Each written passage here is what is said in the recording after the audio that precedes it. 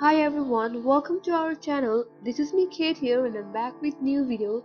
And on today's video, I will be guiding you how to delete Discord server. So without any further ado, let's get started. First of all, on your mobile device, open up the Discord application. After that, log into your Discord account. Once you're logged in, you land on this page. Now to open your server, from the upper right corner, tap on the arrow icon and in here you will get your server. Now select the server that you want to choose and then tap on the three dot icon from the upper right corner.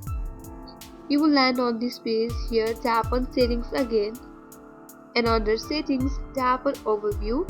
Here scroll all the way down and at the very end you will get delete server. Tap on there.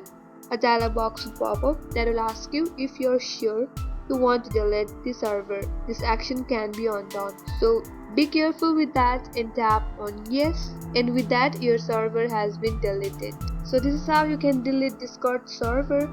I hope this video was helpful, and if you are new to our channel, make sure to subscribe, like and hit the notification bell icon for more upcoming tutorials. Thank you for watching till the end. I will see you on next video.